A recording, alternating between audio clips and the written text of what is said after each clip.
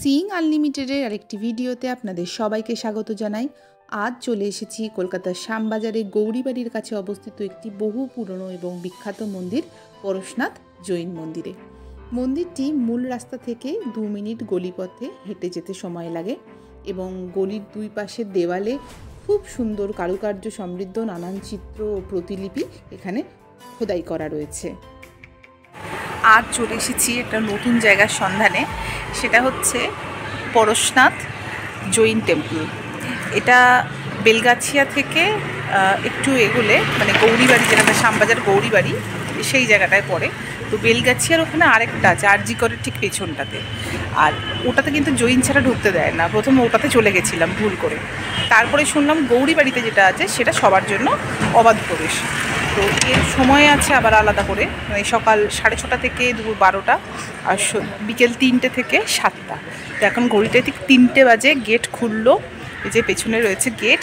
আমি এবার ঢুকবো ভেতরটা, মানে প্রচণ্ড রোদ। এখানে একটা কাজে এসেছিলাম, ভাবলাম একটু ঘুরেই নিই। তো আসুন দেখাই আপনাদেরকে। আর আমিও নিচে প্রথমবার এসেছি, আমিও ঘুরে দেখি।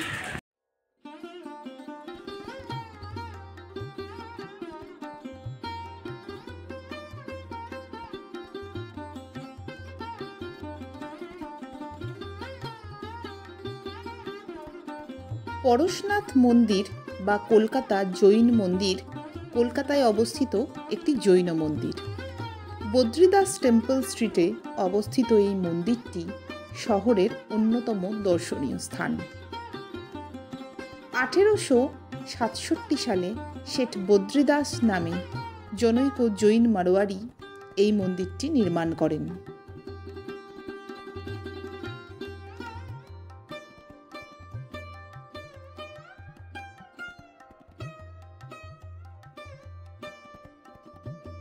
পরেশনাথ মন্দির চত্বরে মোট 4টি মন্দির আছে।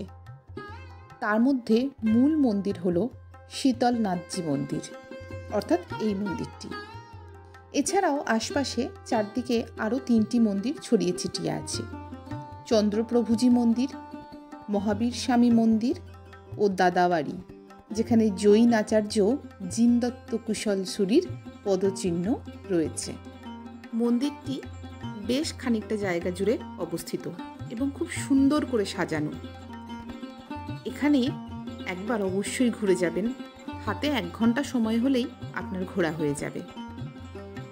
আমার ভিডিওগুলি যদি আপনাদের ভালো লাগে তো দয়া করে আমার চ্যানেলটিকে সাবস্ক্রাইব করে পাশে থাকবেন এবং ভিডিওটি লাইক ও শেয়ার করে আমাকে অনুপ্রাণিত করবেন।